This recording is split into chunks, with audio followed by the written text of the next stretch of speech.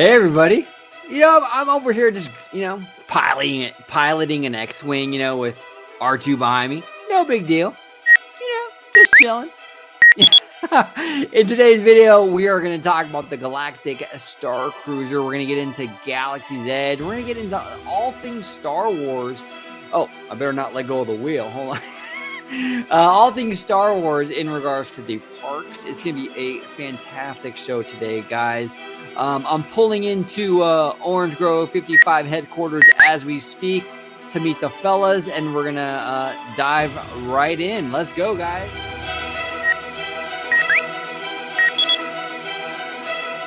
Everybody, welcome to another episode of Orange Grove 55. I have a fantastic panel with me today. We're going to talk all about the Galactic Starcruiser. So without further ado, let's get started. I'm going to introduce my panel. First off, I'm going to start off with a new face, a new first timer to the channel, Mr. Jaalin. Jaalin, if you can introduce yourself and let everybody at home know where they can find you on social media, sir. Yes, so the name's Jaalin Harvey. I do 2 shows. I do a podcast for all things, but mostly Disney, and that's my personal show. And I also am one of 4 of the e-ticket report. You can just type in e-ticket report. It's pretty easy. But you can also find me on Twitter at TCJaalin. That's Jaalin. And on Instagram at tommorrowschild, all together. Thanks for having me, y'all. Oh yeah, no, it's our pleasure, Jaalin, and I'll make sure to link everything down below so everyone can find you easy. I'll link that in the description. So Okay, got it. Yeah, welcome to the channel. I appreciate you coming on, Jaalin. Oh, really thanks for having me. I'm glad to be here. Absolutely. And then we're gonna go over to George, Mr. D23, Mr. Disney Family Man 23. George, where can everyone at home find you on social media, sir? Absolutely. You can find me on my YouTube channel, Disney Family Man 23, which is also the same title for my Instagram, on Twitter at Disney George, and of course on Orange Grove 55's channel with Citrus Corner coming at you. Yeah. Nice. Yeah, and down below we got Dre Vasky. Dre, how you doing today, brother? Doing pretty good. Some items kept me or prevented me from being here visually, but I am here in audible spirits. So I hope that works out for you guys. But you got a nice little photo of Walt and Mickey there in front of the yeah. There you go. Well, I figured, well, you might as well go with your avatar that's on Twitter. So that's where this is. But yeah, best place to find me is on Twitter at Vashguy, just like it's spelled right there on your screen. And best place to see me, well, I mean, usually is going to be on Orange Grove 55 at Freshly Squeezed, your source for juice, news, and info, squeezed fresh right from the Grove. So that's where you can find me. Perfect. Well, thank you, Dre. It's good to have you on, even if it's just in audio form. Cool. I'm glad to be here any way I can. So thank you. Perfect. Well, today we're going to talk about the Galactic Starcruiser. Now, I just want to kind of set the table a little bit before we dive in. This is basically our thoughts, predictions, analysis based on what we know right now. When this thing opens, which, George, you said it was like in March, right? I believe. Yes, March 1st. March 1st. Okay, so when this thing opens in March, our opinions or all this stuff can go out could potentially go out the window. This is basically like analyzing a movie based on the trailer. Like, does it get you hyped? Does it get you energized for it or not? But the actual experience might be very different. So I want to set that table and let everyone know that. But Jaalin, I'll start with you. What are your overall thoughts? I'm sure you've seen a lot of the stuff, the content coming out of Disney in regards to the Galactic Starcruiser, the trailer, and what have you for the experience. Where are you at right now with this whole thing? I guess for me, I was already, and I'm still committed to going eventually.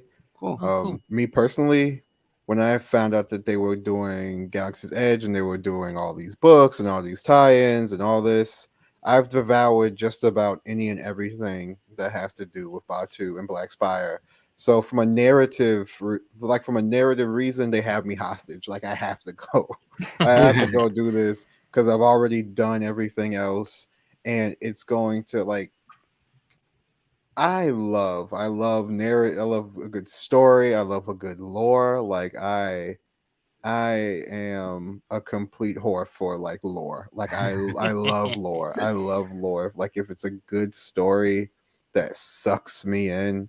Like one of my favorite series of anything has been going on for 20 years. It has 1,035 chapters, and I'm still hooked on it because I just love lore. Like if the story's good, I'm along for the ride. So when it comes to Starcruiser, I'm already like I already told myself even before I knew what the price was, even before I saw anything, I'm like, yeah, you're probably going to do this. You're going to do this because you're way too deep in, and it's just that hollow sabak table. Like I play sabak all the time. Like I saw that and I was just like, okay, all right, okay. This seems like all of the stuff that Galaxy's Edge was supposed to give us, and now it's hidden behind like a paywall. But I'm still going to pay for it. Like I'm still going. They got me by the narrative balls. Like they have me. Like they got me. They got me. They got me. Yeah, well, and that's interesting.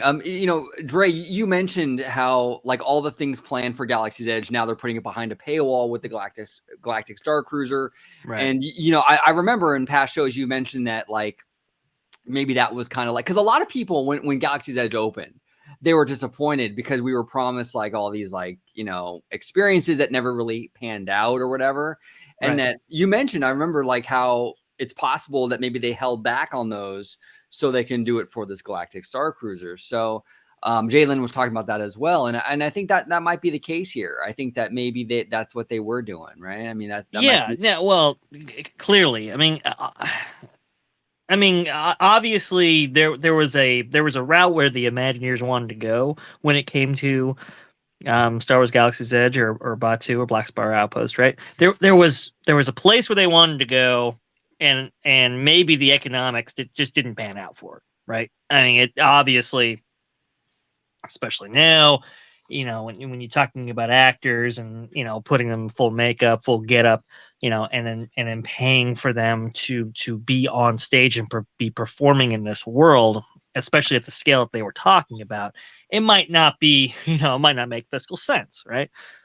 So that may have played a role, obviously. If you can set it behind a paywall, something like this, that's clearly the route that they were going to take.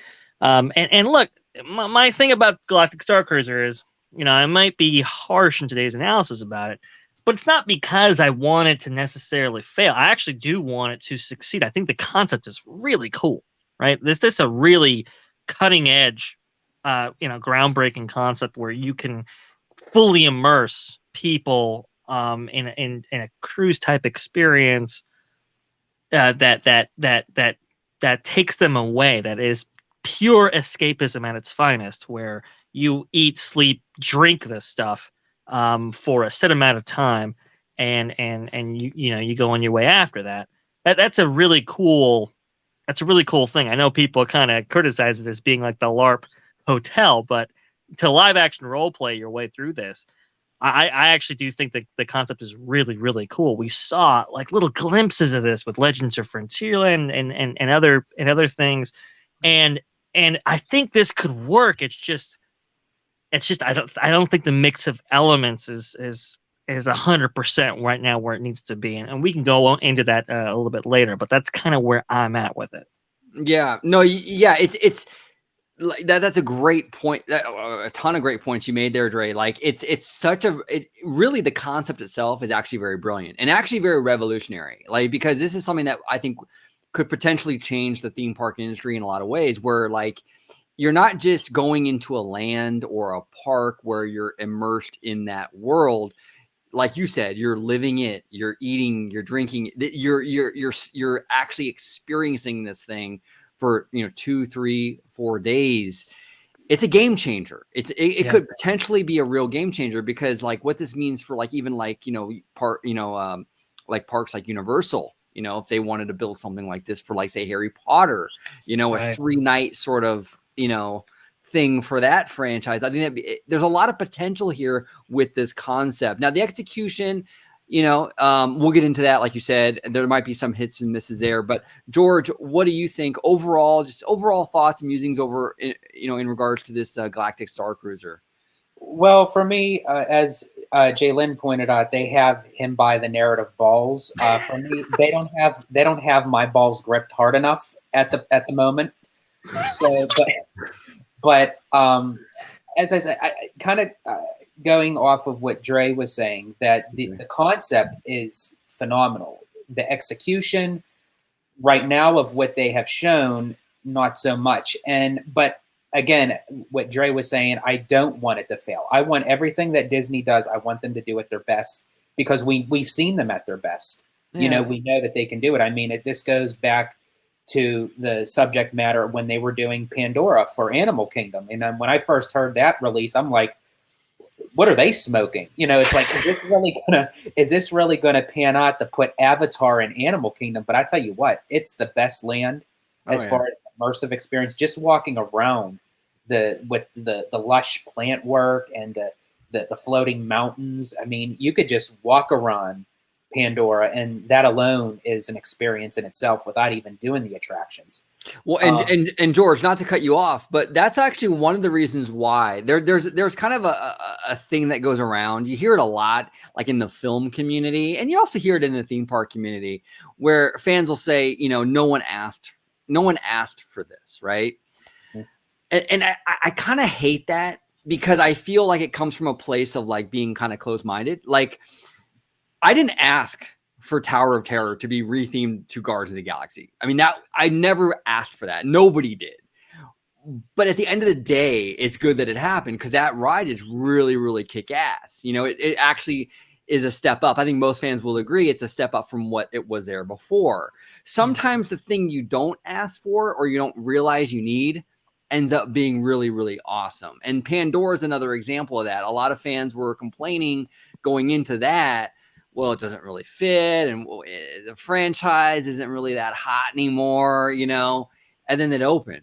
And it now I haven't been, but from what I've seen and what I've heard, it's breathtaking, So sometimes I just think that like we just have to sort of wait and see. I know that sounds kind of corny, but sometimes that really is. Yeah, not to cut you. Go ahead. No, go ahead, Jalen. Go ahead, Joe. Not to cut you off, but I mean, let's just sit here and look at some things. Like, nobody really was asking for Tower of Terror to be Twilight. Like, nobody said that Twilight Zone was going to come to a Disney park. Like, nobody asked for it. Right. Yeah. Exactly. Well, who asked for a Disneyland? Goosebumps. Who asked for a Snow White? Who asked for a lot of these major concepts in themed entertainment and in the entertainment industry that we have gotten now? There's so many of these kind of things. So this idea that's like, no one asked for it, that's just a bad argument. That's a bad argument. Yeah. I mean, there's a bunch of stuff that we don't ask for, and it turns out great. Like how you guys said, Avatar. I was one of the people, me and my friends for years, like up until the point where we actually saw it was going to be, we were ragging on it hard. Like everybody was calling it the worst thing ever. Like everybody was, and then it came out, and they forgot who Joe Rohde was. Like I feel like people forgot who Joe Rohde is. Yeah. Joe Rohde dropped the mic on them, like he did. And he also gave us Nomad Lounge and Tiffin's in the same go, which are some of the best restaurants on property. Yeah. Like he also did Mission Breakout, which is another one, like that you said, that like anything that Joe Rohde touches, you better know it's going to be thorough. It's going to be taken. He did some of like the first World Showcase pavilions. He did Captain EO. I will never sleep on anything Joe Rohde touches. Like that if you want to bet against Joe Rohde, say that. But this man's working for space now. He's working for Richard Branson, one of like the richest people in the world. If the richest man in the world thinks that he has worth and he is worth listening to, then by dear God, shut up, because you know damn well he's gonna give you some of the most cultured experience. and you're going to hear some jingle jangles from that big ass key ring of his just on his head.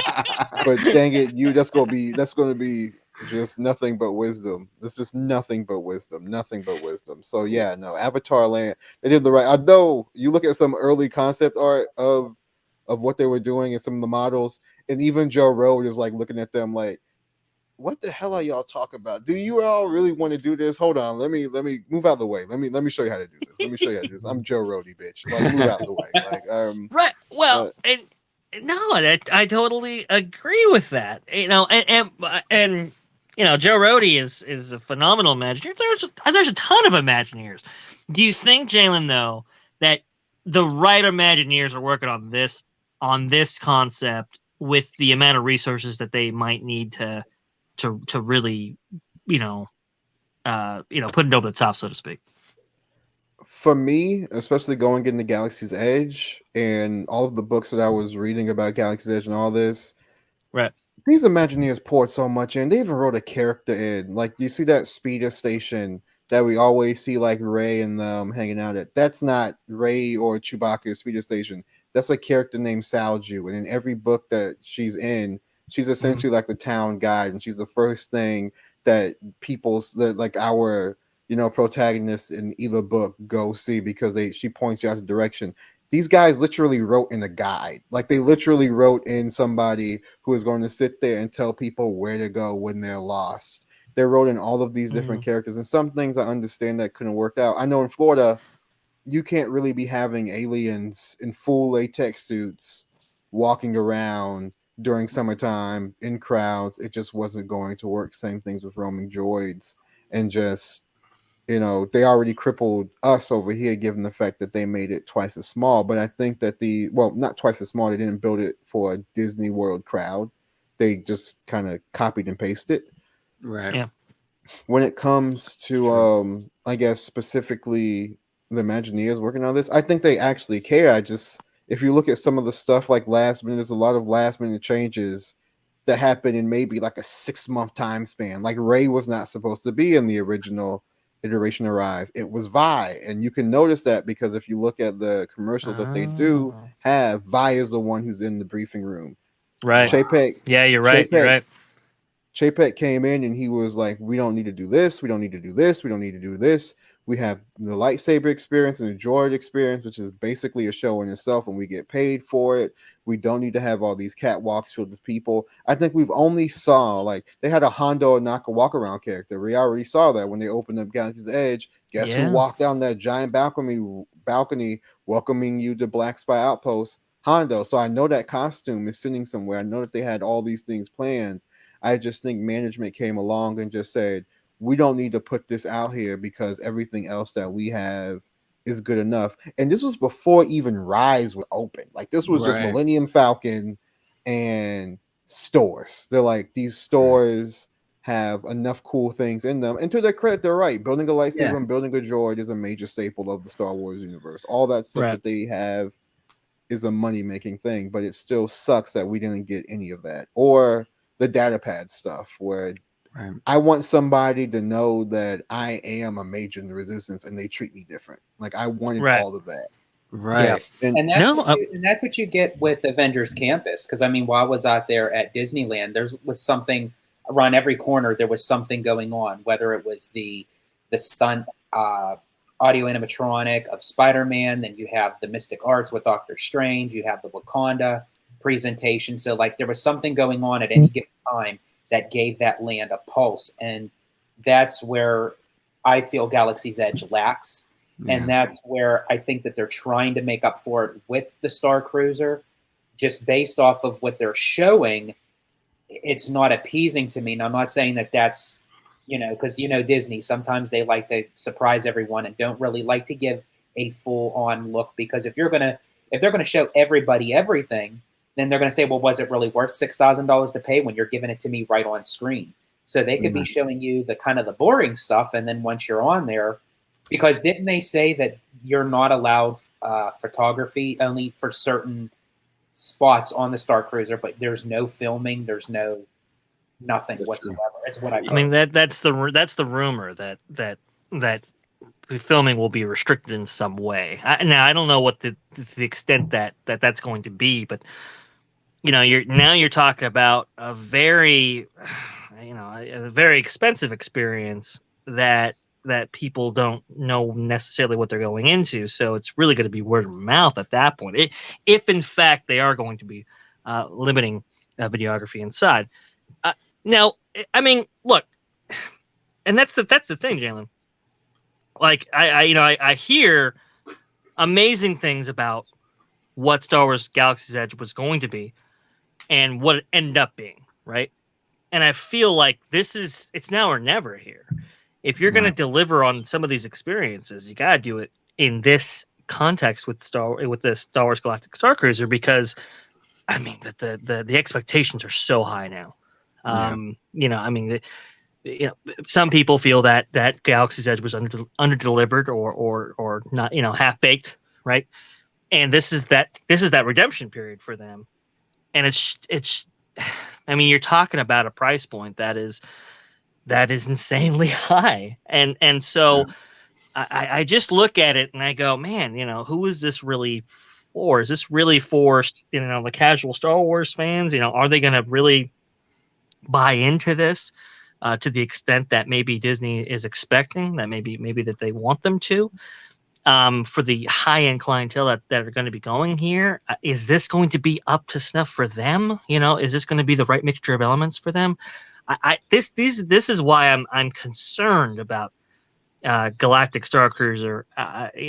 It's just in the context of everything that we've seen so far, but not only from the promotional material itself, but also from other ancillary elements like Star Wars Galaxy's Edge, for example. Well, let me ask you fellas this. Do you feel with all the cancellations from the Starcruiser, but there are still slots that were filled, do you think right now, because of people doubting of what they've seen already, do you think it's primarily Florida residents now that are going to be sort of like the guinea pigs going in right now, and then once you hear back from them, then that's where people will start filling in those reservations? Because for me, with me not being a Florida resident, the travel alone, the expenses to pay, to stay at Walt Disney World for a vacation, and then for me to add on another $4,000, $5,000, $6,000 just for a 2-night experience, that's going to hit my pocketbook. So I wonder if guests are having the mentality that they're saying, well, because we're Florida residents, we don't really have to put too much expenses out for travel. We're annual pass holders. We go in on a daily basis, so let's try this experience and see what it's like. Do you think that's the case? Jaalin, if you can go ahead and what are your thoughts on that? Like, basically, like he's saying, like, do you think that like the locals in Florida and the Orlando area are sort of going to be like the ones that kind of test this out and sort of be the first ones, like he said, guinea pigs, so to speak, to kind of gauge what's a hit and what's a miss, and how Disney can kind of evolve the experience? I think we're definitely going to get bloggers there, like local bloggers who are close to the post and everything like that. They're probably going to be there for the most part. For me, and just talking to the people I've been talking to, and on the e-ticket report, we've discussed it before. I don't really think that they need to have all the rooms filled up for them to turn a good profit. It's only 500. I think it's only 500 rooms or 500 capacity of people who can be there at a time. I mean, they're going to make back the money on investment if that thing is just a quarter full. So I don't know if they're going to be so quick to throw out any discounts or anything like that to try to pull people in. I don't think it's going to be like an NBA experience type of thing. NBA experience, like a year in. I think it was right. It had to be 2019, right before COVID, hit. They gave us pass holders $20, and you could bring four people who weren't even pass holders to the thing and to go to the NBA experience because it was just doing that bad. It was just doing that bad, and they needed money. And I don't think that's going to be the same case here, given the fact that it's such a high price point. The NBA experience was $35, and people really weren't even looking at it. This is $2,000 a head plus, depending on whatever you want to do. So I doubt most people around. I mean, don't get me wrong. I think a lot of people in Florida, for those same reasons, will go. And if you also drive past the place, there's not much of a parking lot. So there's not really a place where you can park your car or anything like that. I'm sure Disney is going to try to hustle you somewhere to park your car somewhere for $20 and like a valet, and then we'll run it back to you later or whatever when you leave the Starcruiser. But for the most part, I feel as though this isn't going to be. It would have to tank so bad, like it would have to be so bad for it to fail. And also just about the whole videography type of thing. I while you guys were talking, I was trying to pull up the rules and the FAQs and things like that. I couldn't pull up anything with that. I don't think Disney would stop that, because that stops people from doing what they do with the Disney parks best in the social media age, which is taking pictures of stuff, posting it up there, and having people word of mouth try to, go. I have people who aren't even Disney fans or anything like that who follow me on Instagram, just friends of friends, this, that, and the third. And they're like, where's that? How can I do this? How can I go to that? This, that. So I think it would be pigeonholing. I think certain experiences will be. Yeah. And some should have the cameras completely turned off, like that stupid lightsaber training thing. Like, good God. It was like, yo, y'all want to play laser tag real quick with swords? Like, that's what it felt like. Like, that's what it felt like. It felt like some Connect Wii type of game. Like, it felt like I was playing Wii Sports. Like, that's what it looks like to me. And I'm like, you guys shouldn't have shown that. You should, or like a giant game of asteroids. It was like that's what we're doing. Well, look, I can see them. I can see them implementing a policy where you can't bring in a point and shoot or a DLSR or a mirrorless or whatever. I could see them doing something like that where, hey, if you have a family of 4, you got your phones, your Snapchat, and your TikTok, and you're fine, but we're not going to let professional vloggers show this whole experience up. I can see something like that. So I don't know that this is the rumor, and that's the thing.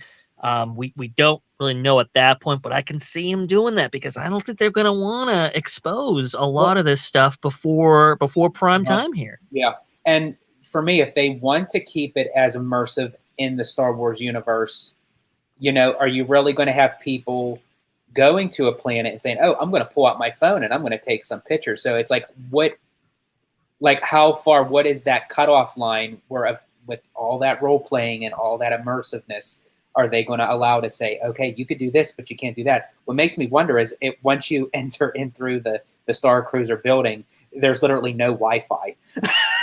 Like they just hold on. That's true.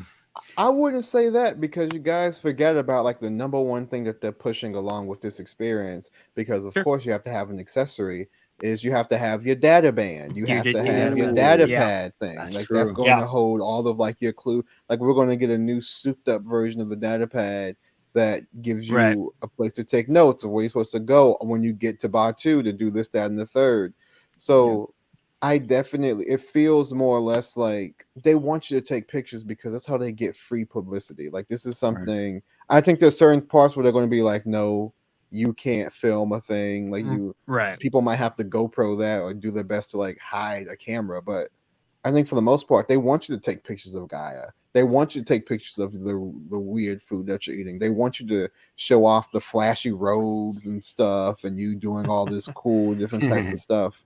Now, I just don't know if it's going to be the small scale. I don't think it's the small little intimate things that they probably want to save for people who like for the event themselves and let you experience that for yourself. Now, my optimism side is that being that there was so much backlash for this, that normally Disney would come to the calling of saying, okay, well, let me show you this. Don't worry, this. And being that they're not showing anything does give me some hope that they really have something special that is going to blow everybody away. So that's where my optimistic side, positive side is coming forth, because if they're not beckoned to the call, so to speak, to say, sort of like with the lightsaber, with the plastic bags, like one day after, because of all that backlash, they gave that discount. A discount, yeah. But for something of this high that's $5,000 or $6,000 with so much backlash that they literally had to take down the trailer.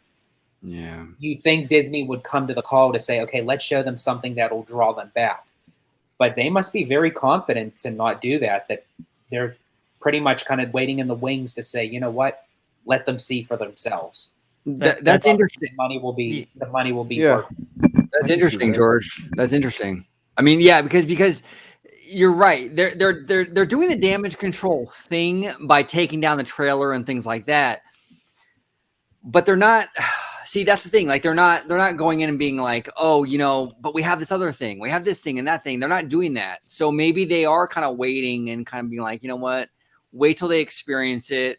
It's a lot better than you think it. Look, and to be fair, a lot of theme park stuff is better when you're in person. Like if you were to film Star Tours, Star Tours on your phone, right, and then show it to your friend that's never been on the ride, it would look like a movie, kind of like shaky movie. It would be kind of boring and like, what is this? And that's why I think they're going to want to control that impression, right? And that I think that's why they're going to want to tailor social media reactions to this via video and stuff like that in a pretty specific way in order to prevent what you're talking about there, OG. That's I think that's where they're going to go with their social media online videography policy going forward. I think Jalen's right. Some specific things will be prevented from filming. It's interesting, George. You asked about the local market in the Orlando area. I was just looking. I just did some quick research right now, and I saw the median income for the Orlando area, and it's like I think it's around 52,000, which is, I mean, that's right smack in the middle where median income is for the United States, currently. I just don't think the Orlando market's going to be able to support this long term if it gets to that point. So I think that's why they opened the first reservations up to their kind of on-site community or whatever. Those are the guys that have the disposable income in order to do this quite regularly.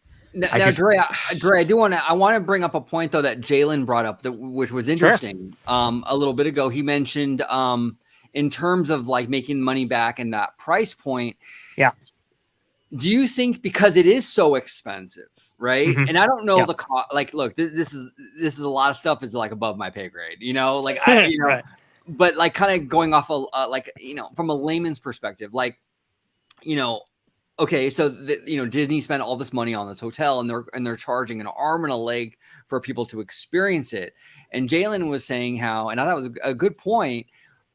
Do they need to fill all the rooms though? Because when you're charging, when a family is paying $4, $5 grand, $6 grand to do this, it's not like the Grand Californian or every 2 days too. Every 2 days, this is something that is going to repeat itself.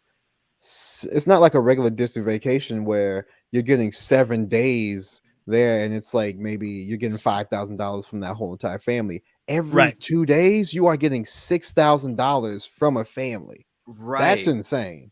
That's insane. And kind of looking into the long term, I wonder if Disney kind of has something else up their sleeve, because there was that long awaited anticipation in the very beginning of the concept of Galaxy's Edge with the restaurant that was supposed to tie in with Oga's Cantina. Yeah. So being that there is land still set aside for that, I wonder if that'll be a Galactic Starcruiser exclusive in the future, where it is included. Not to cut you off, but that's more or less where Gaia came from. If you look at like the art book for Galaxy's Edge, they do show that restaurant that you're talking about, and it was supposed to have a Galaxy Diva who sings there.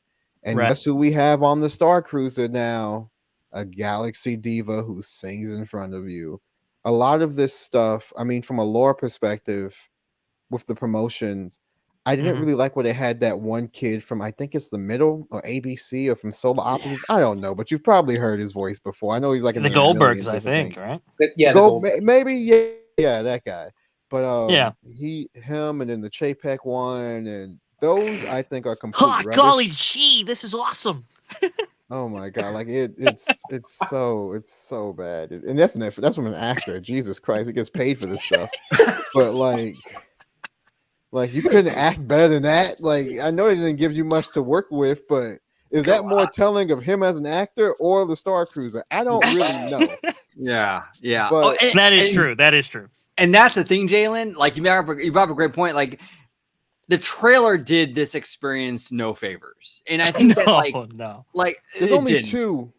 there's only two promotional items that I will say as a major fan of Batuu and a major fan of Star Wars that hooked me in. The Gaia thing, because anytime that they show that you're going to interact with an alien, I think that's what they should push with. They should push that foreign different concept. That's like you can only do. I can play Space Invaders anywhere. I can go. I got a Wii. Yeah. I can do this at home, but I can't meet Gaia.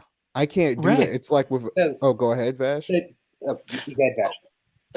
No, sorry, I don't mean to cut you off, but that was what I wanted to get into, right? You see that promotional footage, right? And you see like empty hallways. It's like, why can't you occupy those hallways even for those promotional images? That way, it's like, hey, this is a living, breathing thing, right? This is not just like somewhere where you just walk into a room and you do this activity, right? This is supposed to be a living thing. This is supposed to be an actual ship that's supposed to be, you know what I'm saying? So it's like in the promotional footage, you could have included that. But even what they were showing, I guess just for me, it just didn't appeal to me. And as Orange Grove kind of extended my saying of, I was either on one of his videos or I mentioned it on Twitter. It just kind of reminds me of a space camp for kids. Like the design, the look of it, like the look of it. To me, it just did not look Star Wars to me. Yeah, like Batuu, it looks like Star Wars. Now I saw the outside of the Galactic Starcruiser, like where the entrance is when they posted it. That looked really surreal.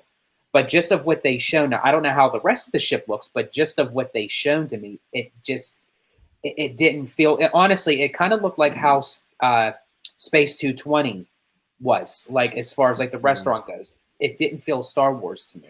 Go ahead. Now that's what I have to ask you, George, specifically. Did Canto Bite look Star Wars to you? Did the new bar in Boba Fett look Star Wars to you? Or are you relating? Because most of us relate Star Wars to like this dirty, gritty, but we've rarely seen luxury of what luxury looks like in Star Wars. And so whenever they do show us luxury for them, except for Boba, I really like Boba's bar. I like the new luxury bar. I would love to have one of those. But like with Canto Bite and things along those lines, and even when it comes to like the Clone Wars series, where we get to see different royal, planets, halls, and things like that, that to a lot of people doesn't feel like Star Wars, because Star Wars has always been presented, at least in the golden age of Star Wars, as just gritty, dirty, Tatooine, muted colors. Well, I'm actually kind of glad you brought that up. I'm glad you brought that up because we actually had that conversation on a review with the Book of Boba Fett, and there were some scenes in a few of the episodes, even like when coming down to the characters' looks, it just didn't feel like Star Wars to me. Now, like there was like, there were characters that kind of looked like for like in the Star Wars universe, but then there's others where it just kind of looks too, I don't want to say too posh, but it just kind of didn't like fit in for me. It felt like more like it would fit in more with Star Trek than Star Wars. Do you mean like the techno teens? That's what I call them. The techno teens, like the ones with the Power Rangers, the Cyberpunk 2017. Well, there's a book that talks about this, and that's one thing that I love about Jon Favreau, and I love what Dave Filoni has done this since the Clone Wars days, where they pull things from the books and they put this into the movie, and they put this into the shows and the movies, things Great like stuff, that. yeah. Well, like humans getting upgrades, that's a regular thing. Like, well, it wasn't a regular thing. It's debated. Around the same time, you have a story. There's a book called Last Shot with Han and Lando, and they're tracking down these guys called I think they were the creatures of wire and bone, and their religion was all about getting rid of organic limbs and replacing their body parts with droid parts. and that's been there for like that was a book that came out in like 2016. There's other things that we've also seen in comics. So I think with more and more stuff that's, for me personally, I'm an extended universe guy. Like I like the movies for what they are, but they are the most boring because they clip your purview of what Star Wars could be, because we only Yeah. get to see that pigeonhole for Right. 2 hours of what is going on with the Skywalkers. And the Skywalkers, they're like, I gotta respect the movies for what they've done. I have to respect the movies for giving me this extended universe anyway. But I'm bored of those because, like I said, I'm a lore whore. Like, the longer the thing is, Yeah. the more it keeps my attention, the more it develops and shows me different sides of this universe. That this is a vast universe with all these different types of creatures and all these different types of wealth classes and all these different types of stories. And like, the Skywalkers are the most boring thing to me because that's just one facet of what They Star serve their Wars time, Right. and I agree with you with Yeah. that, most definitely, because I think nowadays Star Wars fits so much better as a series, as Mhm. multiple episodes, and it transitions into the next one. I think that's where it hit Solo, a Star Wars story. Like, I feel that would have done much better as a series than just a Yeah. one film trip. No, I'm with you, Jalen. Like, peeking into the universe from from multiple angles and perspectives, is the most rewarding thing that has really been part of some of the various series that we've seen here. Just kind of like, because the universe is so vast and it it's expands so tens of huge. thousands of years. So yeah, I do agree with you. The Skywalkers is kind of like, the lowest point there. But when it comes to like Star Cruiser, that's the thing. Like that's yeah. Like you were mentioning luxury and what that looked like and stuff. I don't know. Going back to like Attack of the Clones and stuff, and you see where, I mean, look at Padme's digs, right? Yeah. Throughout that entire series. When I look at Star Cruiser, is it luxury for Star Wars?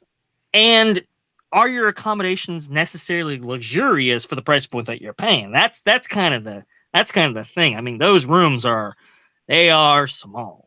Yeah, I do agree with that. It does look like how you said summer camp. It looks like you change that with wood and have it sponsored by Disney Channel, and you basically have like a bunked hotel. Like, it looks like it looks just like that. Like, if this thing fails, god dang it, you could do a bunked hotel and try to make your money that way. You Yeah. really could. There you go. Yep. Works. But I will No. say with the luxury, like with the luxury Star Cruiser, Sure. and this is something that I noticed, and this is why my favorite piece of the media so far they've shown us is that welcome video. I know everybody was trashing the welcome video, but I don't think most people were listening and understood what she was like saying. Like, if you have a super mega fan who devours everything, Right. they're not worried about what. They're not really worried about how she's acting. This, that, and the third. This is cornball. This is weird. This looks so corny. It's more like, listen to what she's saying and why she's acting the way that she's acting. That ship is 300 years old. That ship is from the High Republic era. The first, like, that's what she says. She's also a species of alien who, I forget the exact name, but the same species of alien. Her name was Addie. I think her name was Addie. She was a Jedi Padawan on Batuu around the same time, because the Halcyon had its maiden voyage to Batuu 300 years ago. Like, that was where they first went to. On Batuu, there was a Jedi research facility where they researched different artifacts. One day, Addie as a Padawan is there at the lab, and they bring in the Sith artifact that makes every last one of them go mad and start killing each other. If it wasn't for Yoda getting her out of there, she would have left. Now, that same research facility was built inside of the ruins that were on the outside of the outpost that is now where Rise of Resistance takes place. I see. So a lot of when I saw her tattoos, like her purple skin, it's the same kind of, she's the same alien as that. It's 300 years ago. Are we going back to get that Sith artifact? Is that one of the storylines? Are we finally going to complete that story that was also, and that's a major story that's in the VR game. Are we, because the whole reason why Vi gets the outpost is because of Savi. Savi is vaguely force sensitive. Like he can't do anything, but for the most part, he's able to pick out rummage and things like that. And that's why he gets the kyber crystals and everything. Even when you land inside, like when you come back down to Batuu, you land in his scrapyard. The person that you see who just looks at you like, Jesus Christ. That's one of Savi's workers. Go look at Savi's workers where you build a lightsaber and go look back at that guy. Like it's all in this interconnected story. So when I looked at that, I'm like, and why is she acting weird? Like, why is she looked like she was super nervous and worried. Something's not right on the Halcyon. Something's not going right. Something weird is there. Like, she is supposed to look awkward on purpose because that thing is 300 years old, possibly is tied to an area where a Sith artifact made tons of Jedi kill each other. And now we're going back to Batuu, and she's nervous about that for some reason. And she's the same type of alien as Addie. Could she be descendant? Could she have some kind of force sensitive to her?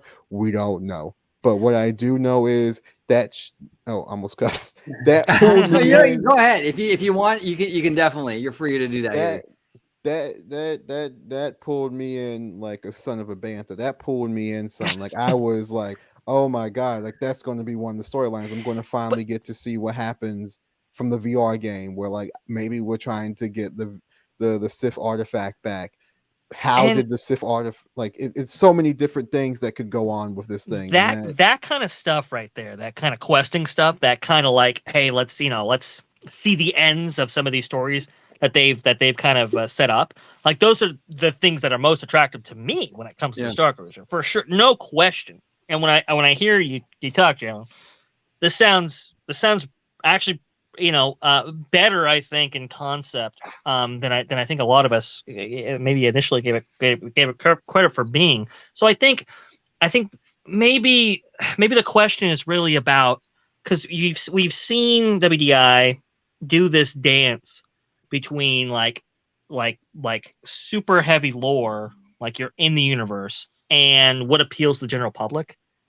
And maybe that kind of interplay they haven't gotten always 100% correct, because I think for members of the general public who maybe don't know these stories and aren't invested into it as maybe you might be, Jalen, or as we are, people go to Star Wars Land or Star Wars Galaxy's Edge and say, where's Darth Vader, where's Luke, and I think that might also play into this in terms of the general level of appeal going into the Starcruiser. Do you think it might be accurate? Well, see, I could admit to that because actually of what Jalen was describing, there's backstory of why these aliens look the way they do. Like when I first initially saw the trailer and the previews and all that, and I seen these aliens with the pink skin and the blue skin and the purple skin, it looked like something more Marvel-esque of something that you would see in Guardians of the Galaxy, and the way that they were talking, and like, this is this and this is that. Like they had that persona to them. But of what you just described to me would make sense if that is the route that WDI was going for with the storyline, because as you said, you follow deep into that lore. So if that's what they're trying to flesh out in a storyline to bring to the parks, then it could be, having potential in the long run. I think this is definitely aimed at, I think for Star Wars, the Star Wars Hotel, because they don't need that many people to keep this thing up and running. And I mean, they can work, like I said, they can be at like a quarter full and they'll still be good. Heck, maybe even lower than that, given the turnover rate of how fast, like you get so much money out of people, 3 times the amount of money that you would somebody spending a regular week at WW. That's diabolically brilliant. Good God, is diabolically brilliant. Like whoever came up with that I know Chapek was like, God, you are a maniacal mother right there. You're right, Jalen. You're right. You bring up a fantastic point with that, because like this isn't like you're staying at like the Disneyland Hotel for $400 a night, or even the Grand Cali for $800 a night.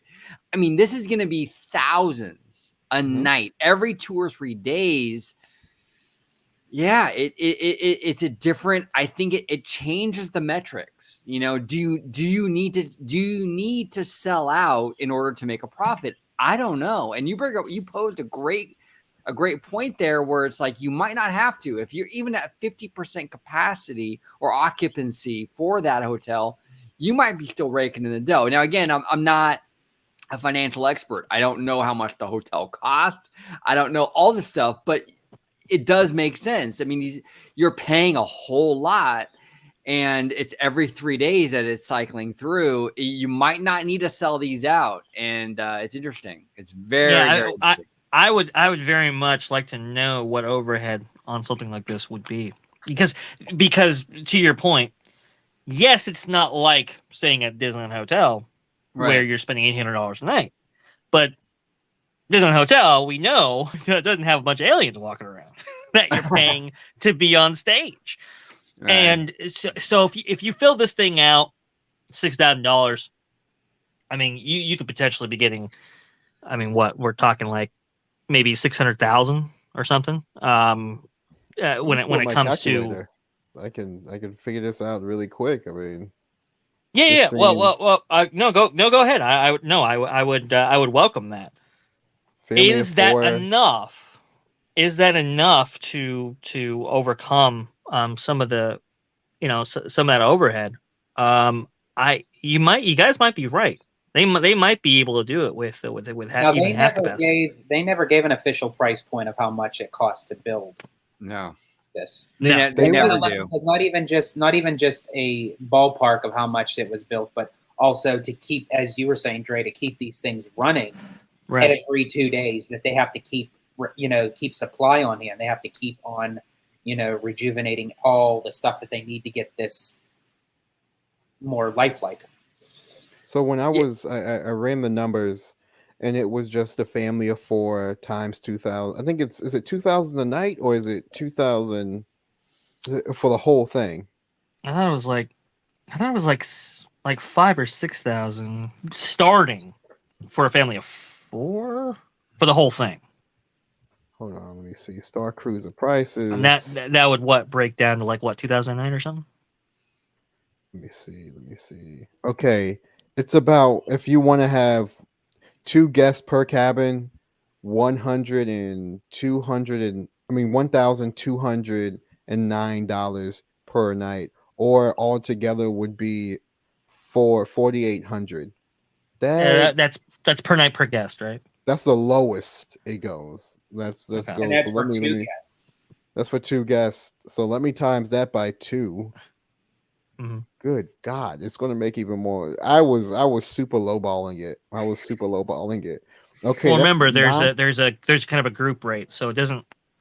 It wouldn't be times 2. It'd be like, I think the buy-in price is really high for one person, and then you can add on 4 guests. Okay, so 4 guests for a total of 3 adults, 1 child. Right. And I guess child would be like 3 to 9. I think that's normally what they go with, and something that would be 5. That'd be about $6,000. So let me see, $6,000 times that every 2-3 days. So that's probably, I'm going to put 2.5 times a week. Times that by 52. That is, let's see, $780,000. That's for one family every 52 days. Like that. I mean, no, every week. You just had one family there every day for. So if it was every cycle, if it was just one family each week, it would be over 700,000 a week. Is what you're saying? Yes, that's how much they would make. So let me times that by, the max capacity is 4. I want to chop that down to 125. 125 divided by 4 is 125 divided by 4. That's 3125. 3125. That's 31.25 families. And just the quarter of breaking it down into fours. That is, let me see, 24,375,000, and that's just at quarter capacity. Times that by 4 to get the full capacity. That's $9,750,000 a year, and that's at full capacity. So so it's probably somewhere in between both of those numbers of how much money they're going to make a year off this thing. That's On fascinating. Row 55 numbers edition. Oh, I'm sorry. I can't believe I had to. I'm not even a math guy like that. I just wanted to be able to have it like That's physically in very front of interesting, me. though. That's it. And it makes me wonder if maybe that's why they kept on pushing, because Tron got put on hold and slowly progressed. Guardians of the Galaxy Cosmic Rewind got put on hold, and now it's at moving. But they put this in the forefront to make sure that this got built in time for the 50th and to start operation as soon as possible. So I wonder, by crunching these numbers ahead of time, especially of what went on with the shutdown and the pandy and everything, so it wonders if it's like a marketing tool for Disney to say, hey, you know what, we can really, bang for our buck on this. I think that's absolutely right, George. I think that's why they went forward with it, because the potential for monetization is so high. Like the potential revenue stream is incredible, and that was kind of what we theorized even before all this. It's like, okay, well, the upswing's got to, and you have to remember, Chapek wanted one of these for like every single resort. Essentially, he won one at Disneyland. He won one in Paris. Like he wanted to branch this out, and build this out, and maybe even include other franchises like Marvel or whatever. So the potential upside is absolutely there. Like, it's just like our friend Jack from DSNY Newscast. He said that whether it's a huge success or a major flop, it's going to put an impact on the parks regardless, because this will depict now of how Disney moves forward with immersive storytelling and doing stuff like this. So if that's a fair point. If it's a major success, this could eventually be part of Disneyland Forward, if down the road. Well, I would even go so. Oh, go ahead. It's an easily adaptable thing, though, too. Like they can easily, like, let's just say they get into this, right? And there's certain elements that the fandom or the park fans don't like. Like, let's say they want more Darth Vader or whatever. I mean, because it's such a controlled 2-3 day experience, you can completely cater. Yeah, you can, like, literally you can have an original trilogy itinerary. You can have a prequel trilogy itinerary. Yeah, that's true. Yep. That'd be cool. I want a photo with Grogu. I swear, if they give us a meet and greet with Grogu, I will gladly give them my credit card. They could do that too, like an in-between era, I guess the first era, not going in chronological order, would be the prequels. Then you have the original series and you have the sequel series. So I think you could do like a 2.5 day where you get to see like Boba and you get to see Mando and whatever, and Ahsoka and everybody in between from those, like, if you like the TV shows type of thing, if that's your favorite part. That's a great point, OG. If you omit Batuu, visit to Batuu completely, you could have that experience inside be whatever you want it to be. It is a completely 100% controlled environment, using this Halcyon that has been around for generations. So you can perfectly integrate it into whatever storyline that you want to actually tell on this thing, which does give a lot of potential for a lot of, like you said, George, concepts going forward when it comes to maybe stories that we can experience in Batuu and otherwise. And that's what I was kind of hoping was going to be part of Galaxy's Edge for both coasts of Disneyland and Walt Disney World. I would have loved to have seen maybe different sides of Batuu or totally different planets, but yet the storyline intertwined. So you have to go to Walt Disney World to experience that storyline, and then go to Disneyland for the other part of the storyline. Sort of how like what they're doing with Marvel like across, internationally. Yeah, I think that would be really cool if they did expand the Starcruiser to different Disney parks, that there's a completely different storyline, a completely different look, to maybe it not be the Halcyon, but maybe be another type of a part of its fleet, like the company's yes, fleet or something yes. along Right. those lines, like how Right, Disney right. does with their cruise ships. That would be. Ooh, That is true. This Now, is I was true. also thinking. Brilliant. So for me, I always have felt like after looking at the Star Cruiser, I always felt like Avengers Campus would have should have been what Star Cruiser is, where you kind of make it like you live on campus with the Avengers, where they're trying to like bring out your hero, like you're trying to determine what type of powers you're going to get. I think that would work great for Walt Disney World, given the fact that we can't have most of these characters in our parks, but we can have them in the resorts. We can that could be a great loophole. And you don't even have to have you can make a ride inside of there, one or two rides, and you could just say like, hey, this isn't a theme park. This isn't any of the stuff like that. This is a part of the experience when you're in this immersive hotel resort, and maybe that's how you get Marvel fully fleshed out to Florida. Or even how they already have Avengers Campus at Disneyland, if they were to take the structure of the Star Cruiser for Star Wars, but implement that for Disneyland. So you have what you just described, and it's now intertwined with the campus itself. Yeah, Jaalin, you just blew my mind, bro. Like the Florida thing, you're right. That's a loophole. I'm sure of it. Like Disney doesn't have the theme park rights to Marvel. Okay, so build a resort. You have everything else. Brilliant. It's brilliant. They did that with the monorails. I was looking at the monorail wrapping, and I'm like, y'all could do characters elsewhere, right? Because that just proved their point, because they had it on the monorail just as long as it doesn't go through. It couldn't be on the Epcot line. It couldn't be on the Epcot line. Yeah, they caught him on that a little bit, but yeah, it's interesting. There are loopholes regarding that, and I would wonder if that extends to like a resort style operation, or if that's specifically included in the language of the deal. I'm not sure, but that's an interesting idea.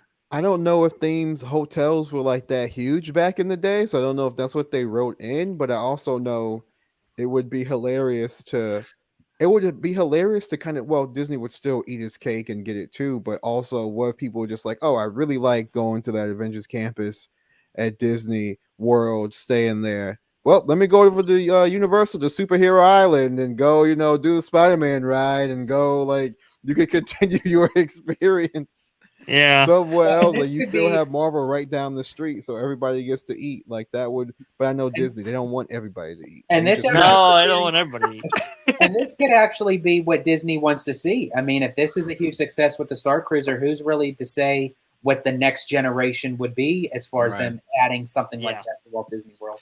Well, I think this is why Chapek was really high on this. Go ahead. Yeah. No, you're absolutely right, George. Like, and we're kind of circling back, like from the early on, like we talked about how this could revolutionize the theme park industry. It's absolutely something that they want. This is the direction the industry wants to go in, where they have these themed experiences for 2 and 3 days, beyond just immersiveness into a land. Now you're going to live, breathe, and eat and drink the franchise for multiple days. Right at Talking Bay 7. Right, yeah.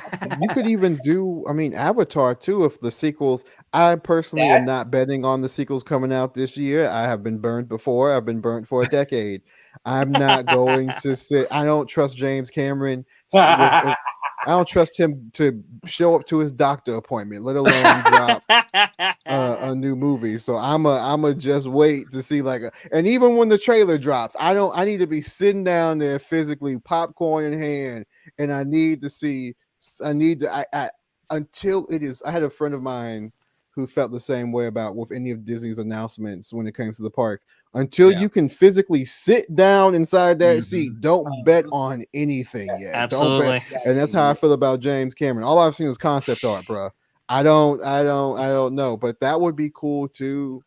I I think the sky is on the limit with this. My only problem is, when is it going to break? Because there's always a breaking point, and then what's left over with these experiences, and which ones stick and last out through time, which one, because I don't want a Disney Quest situation. I feel like that's something that I don't want to see, where they do experiment with something that's really well, but either the people don't show up, they're not making as much money, they don't keep up with it.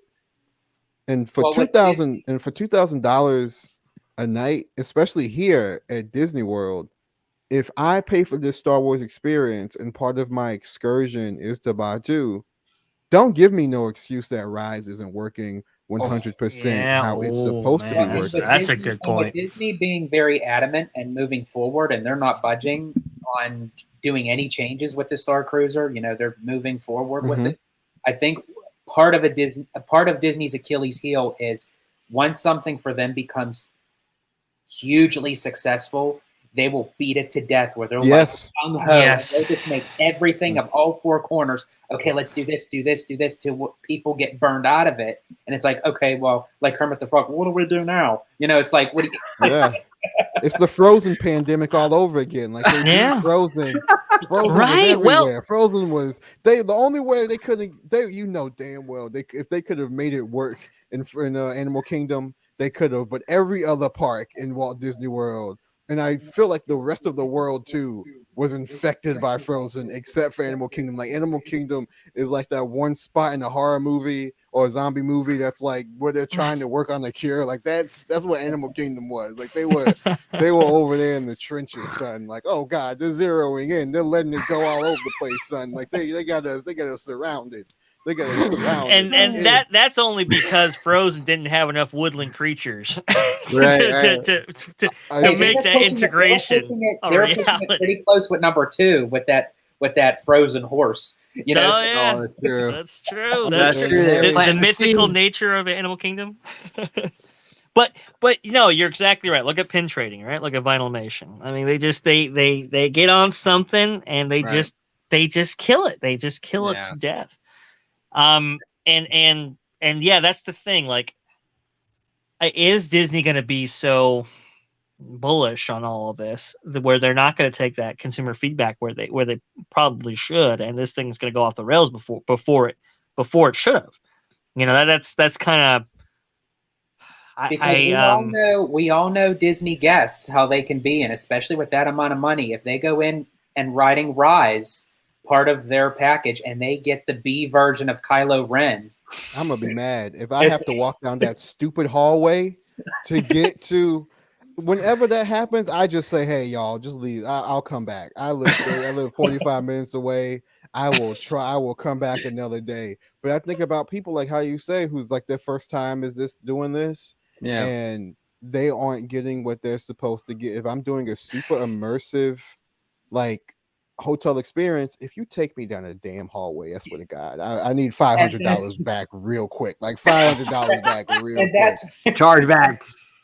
And that's where I was questioning to the fact of, I wonder if up front it's going to be a lot more Florida locals to kind of get, dip their toes in the pool a little bit before all these people go down. Because once you do that traveling and you pay for airfare and you pay for transportation, Lord knows we don't have Magical Express anymore. So it's like, now we have to pay extra for transportation, and you're going to go to this remote area, have lunch at Docking Bay 7, the best place you could dine in Hollywood Studios.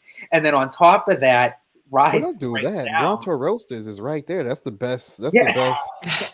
Ronto Roasters slap so hard, man. That puts the gravy on your biscuits. I love that. That's good, man. I will agree, but I don't think we're including the full valuation of. You do have valet parking included. I mean, come on, George. Like, really, no, but yes, no. Like, the valuation is going to be key here, and that's why, like, I think the restaurant, if they would have gone with the restaurant in Batuu, I think that would have set it over the top, because obviously, like, we know Oga's, like, you just. A lot of times you just can't get in there. It's just packed. And I think if they would have gone forward with the restaurant, it would have been hell to get in there. If you would have included it as part of this, I think that really would have that could have helped in that valuation. So, You could at least say, hey, if the questing's not that Yeah, great, that's or if the true. experience is not that great, I can pin it on this. Go ahead. So being that what Jaalin was saying, as far as them implementing of what was supposed to be in the restaurant is now going to be on the ship, is there still room for them to put in the restaurant on Batuu? It would have to be they different. have to change the whole entire. It would have to be concept. different. The only thing I think maybe would be like maybe droid fights, but that sounds way too much. That sounds way too barbaric. Like it would have to have like that dinner aspect, and you already know going forward, Magic Kingdom has a prefix menu restaurant. Epcot has a prefix menu restaurant. Hell, Epcot has 2 of them if they reopen Paul back. But the third one, you already know that was going to be a prefix menu type of restaurant. Oh, absolutely. Because if you can, and it's probably going to be higher than that. It's probably going to be higher than Space 220, and maybe even more than Beauty and the Beast, because they know Star Wars fans have been wanting to do a lot of this stuff their whole entire life. Like this is a once in a lifetime thing. Well, look how much even Oga's is. Just for a few drinks in that platter. I mean, it's pretty pricey. It sucks because Oga's, that was supposed to be like the lounge for the restaurant. That's why there's no food program at Oga's, because they just don't have a kitchen. It was supposed to be part of the restaurant, and they're killing for anything that they can do. That's why they have the charcuterie plate that they do. Mm-hmm. They're desperate for any food option, because it's like, man, when you add in food sales with your beverage and length of stay and all money. That, I mean, you're talking it's sky's the limit. Maybe I don't know over in Disneyland. I think with y'all over there in Disneyland, given the fact that a lot of those are local type spots, I don't know if you guys are going to get food or you're going to get a whole new attraction. I know over here in Orlando, if it generates money, it's probably going to be the winner of the two. So we probably will get a restaurant more than anything, so they can squeeze even more money out of you. And my dumb ass would probably go repeatedly. Like I'm going to Ogres on Tuesday. Like I stay going to Ogres every time I go to MGM. So like I had like that's just I already know I got $36 to the side on the gift card. Like that's my Ogres money. Like I know what that is. I know what that's for. I already know what to expect. Yeah, I could get a whole entire flight over a baseline for $10, but can I get a droid in the background? No. And I think that's what they're saying to people is with the Star Wars stuff, because it's you're so paying for the experience. You're paying for it's like we've always known there's a Disney tax. Well, now Disney tax is a Star Wars tax. Like you're getting double. Yeah, I tell you, we're all Jaalin, you've been watching Boba Fett, the Book of Boba? I don't know. I think you saw my tweet, but like I said, I like more extended universe stuff. I'm loving everything with it because it's bringing in a lot of the stuff from the book, like Black Kristan from Dr. Afra. I didn't know he was going to show up. I didn't know he's the Kimbo Slice of Wookiees. He's so he's insanely oh my gosh, like that guy. He makes Chewbacca look like a porg. Like I would love to see those two fight. Well, you know what? I don't want to put two solid Wookiee brothers against each other. That's wrong. No Wookiee on Wookiee violence. That's wrong. We need to unify Kashyyyk. Exactly. I've been watching it. I'm telling you, man. Like if they put this bad boy Max Rebo in that Starcruiser restaurant, he's on tour. He's on tour. Yes. That's what he's doing. He's on tour, and it could be like a sunny eclipse. I think that's what they should do if they do the show at if they do the dinner show over at Batuu still over here. Mm-hmm. Bring those guys out. Bring out the Biffs. Bring out those guys. And that's what I heard that was going to be the concept, where the Biffs were going to be on tour, right? And hey, just coming from the band's back together again from their stint on Mos Eisley. Here, the Little Five or whatever they're called. They were going to be there, and the fact. That's the weird thing, right? Out of all the things that were cut from Galaxy's Edge, the one thing that could have made you unbelievable amounts of money was the one thing that didn't make the initial phase. Now, I heard that it was back on the table before, the whole world decided to destroy itself in 2020. But this has got to be back on the table. This has to be. Now, I have a question for you Disneyland folks, because you guys are locals. I don't get much of a say unless a pandemic happens and they need us for like reserve money. But like, we're starting to get that treatment over here. Hey, you know what? Actually, no, you guys still rule that place over there. Y'all can do whatever. They don't care about what I think. They're like, shut up. We know you're going to be back. And I'm like, yes, sir. But when it comes to you guys, would you rather want another ride or attraction, or would you actually want the restaurant? Because I know I'm gonna probably end up with the restaurant. It makes money like that. Like, which one would you rather have? Would you rather have a new D ticket attraction for Batuu, or would you rather have, and not even knowing what it is, or would you rather have the dinner? To be honest with you, I would rather. We already have an e-ticket on par with Indiana Jones Adventure when it comes to Rise of the Resistance. Okay, it's top tier, top shelf Disney parks attraction. And then we got like the more like, C or D ticket with Millennium Falcon. I would take the restaurant. I would take the restaurant / bar. Yeah. Well, I want stuff like that. That's dope. Have Max Rebo in there or the Black Chrysanthemum and Wookiee or something cool like that. Oh, I'd be all in. I'm more like towards Walt Disney World side. I would take the restaurant. But also, too, I would love to just see entertainment throughout the land itself. True. Like, I want to see the land have a pulse. Yeah. No, and look, like OG said, I mean, Disneyland's so stacked with attractions. Right. I always would love to see a new attraction. That's just for my personal kind of, I always like attractions over pretty much anything else. But when it comes to like, what does Disneyland need? We've got like, I think it's like 4 table service restaurants. Really? Right. You got Blue Bayou.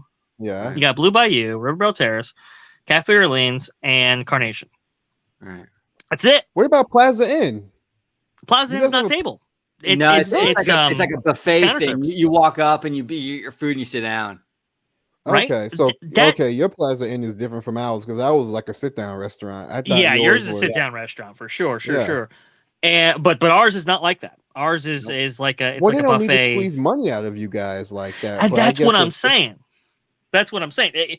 When it comes to operational needs, Disneyland needs a restaurant so badly. It's insane. You're talking about one of the most attended theme parks in the world, and you got 4 table service restaurants. It's unacceptable. And I could even vouch for that. The last time I went out to Disneyland to hang out with the guys, I mean, we were like walking around and like over at DCA, California Adventure. I mean, there's so much more dining opportunities, more than Disneyland Park, and that's what's and that was by design. I guess it makes more sense because Disneyland always seems like a snack type of park where you can just there's a churro cart every 20 feet. Like, good God. Like, I think when I went to Main Street, I saw like 2 or 3 churro carts just in like the little round hub area. I'm just like, how many churros do y'all need? Like, good Lord. Like, Magic Kingdom has one churro cart in the corner somewhere, and you gotta go dig and find it. Y'all are just, you need a churro at the ready. Y'all have churros ready like water fountains. Like, good, like you need it to live. Like, it's insane how like. Well, and we're like churros, exactly. Spirit jerseys and popcorn buckets. Serious business over here in Anaheim. Serious, right? Well, and even with the popcorn Disney World too. Y'all saw that popcorn bucket. Come over to Epcot for the Figment popcorn bucket. It's like, well, and that was just about to play into my point there. That you're talking about 75% of the annual visitation at Disneyland being of annual pass holders, right? When you have that kind of dynamic, it's all about monetizing those annual pass holders to the extent that you possibly can. That's why I think Epcot, it's played into that a little bit more than some of the other parks because it is such an annual pass holder hangout. Community watering hole. Yeah. Right. But when these consumer patterns change, and obviously they want to get into more tourist visitation, you're gonna need more restaurants to saturate that. I mean, our restaurants, as soon as they go open, they're full. There's no capacity because there are just not that many restaurants on property. I think for the operational needs of the Disneyland Resort, I think it absolutely needs a restaurant. And that's why I thought the restaurant concept, as it was originally envisioned for Batuu, I thought that was a slam dunk on both coasts. Yeah. But I do know that, there was like a lot of difficulty aside from the restaurant, because it would have been part of an attraction, but sort of kind of on an entertainment side. And I know that they had a lot of issues with it of where they were going to place it, but I still would have loved to see the walking banthas, Same. because Same. the description of what they had, where they said the sights, the sounds, the smells. I guarantee you, I would literally walk into Galaxy's Edge and I would pray that I smell bantha shit. Like I'm not kidding. Like I literally that would be like the greatest smell ever, to the fact of knowing that they're there. They take the smells from Kilimanjaro safaris. Yes. And they just they get together with like their smell scientists and like, we need you to make it smell like this, but also with like a blueberry twist, so it smells like blue milk. Like if you can kind of like, oh boy, like if you can make it smell like fruity shit, like can we do that? And they're like, but yeah, I would still love to see somewhere, some way incorporate. Same kinetic energy is something that like the kinetic energy. I would just love to see certain shopkeeps, like I would love to finally see Mubo. He's a little Utapau. They're like 4'6", the little small little guys who hobble around. 5 foot, like the highest they get is like 5'2". And he runs the Joy Depot. I would love to, like, if you're not going to have like walk around characters during the day. I mean, and like I get that over here in Florida it's hot. We can't be having people in full latex, but it would be cool if you could see like just certain shopkeepers who would walk in and out around, like just greet people and then walk back out and go back into the back to go check stock, things along those lines. Some of these characters are human as well. Some of them are aliens. Some of them are aliens who just have face paint. Like that's, I think, is a little bit easier as opposed to having. I'd be looking at Chewbacca in like summertime here in Florida, and I'm just like, I pray for that man. Like I really do. I pray for him. Like he's just glistening, but I know he's burning on the inside. Like he's just like a slow, like a stainless steel slow cooker. Like he's glistening, but he is he is roasting on the inside. Like it's hot in that thing. Oh, but even like some of the audio animatronics that are even indoors, like in Dock Ondoors, I mean, I would love to see like more incorporation, because some of those audio animatronics, they're very simple in the sense where they don't really do too much. They're just there. But it's just so appealing to just see them in the background. And that's what I love what Disney does is, and which is a sad thing of, cutting a lot of stuff back just in entertainment in general. Because even though it may not be the e-ticket thing that people go and see, but we know it's there. We see it in the background. We hear it in the background. And that's one thing that Disney always did very good at. Heck, even...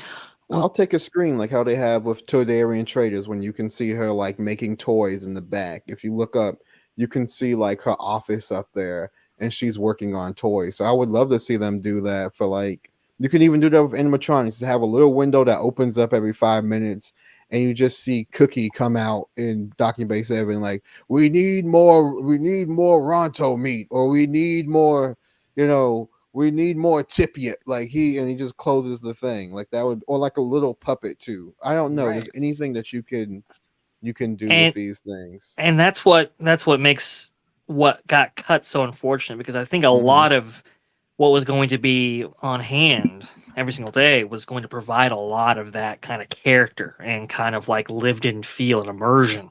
Right. There's a reason why there's no background music for Star Wars Galaxy's Edge, because that background music was going to be provided by entertainment on the street.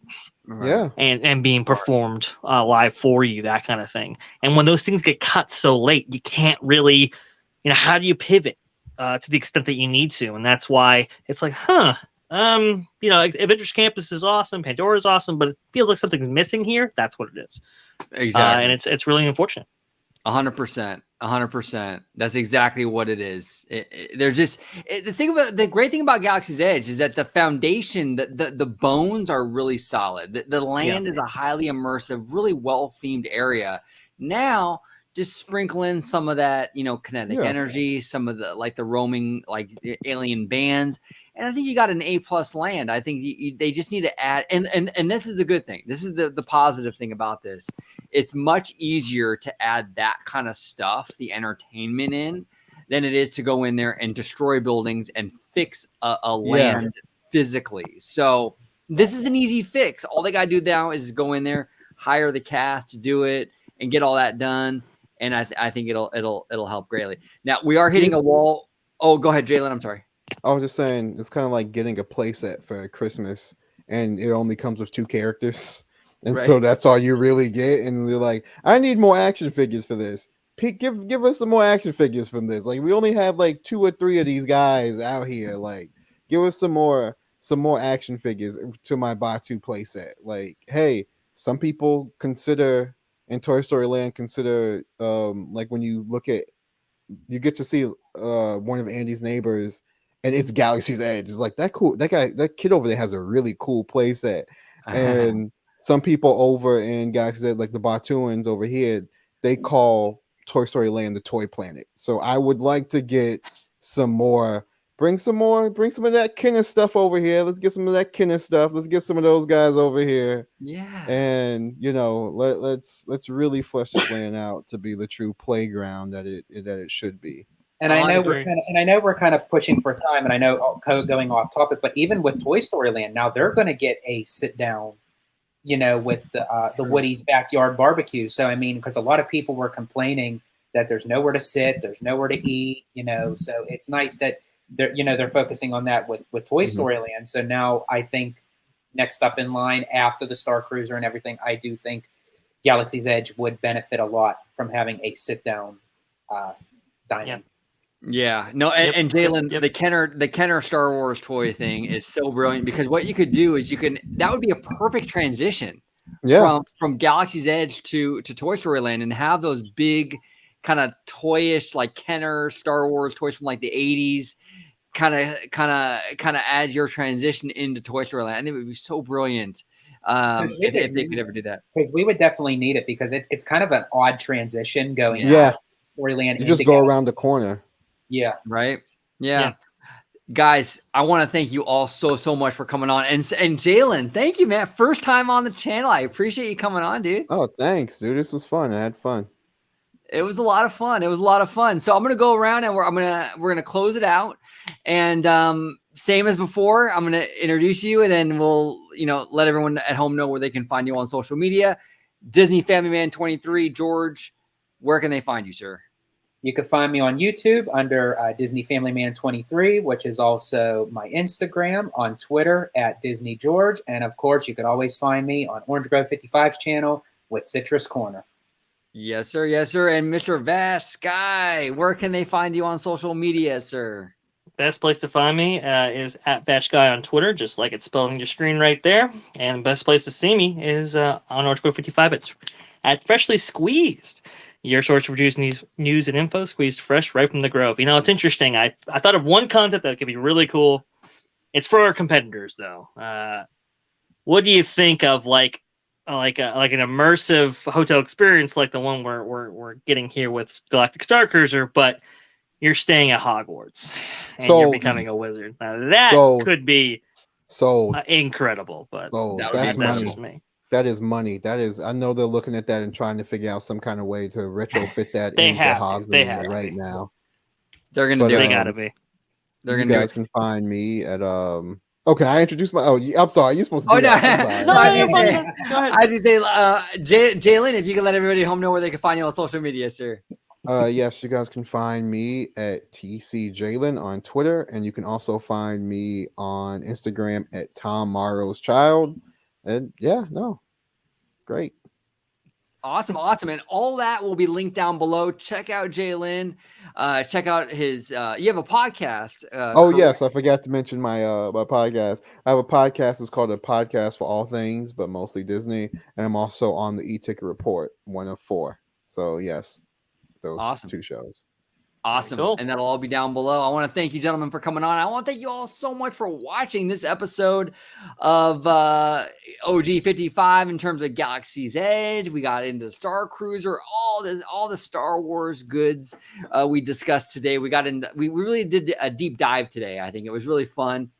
I want to thank you all so much for watching. As always, have a wonderful, wonderful day.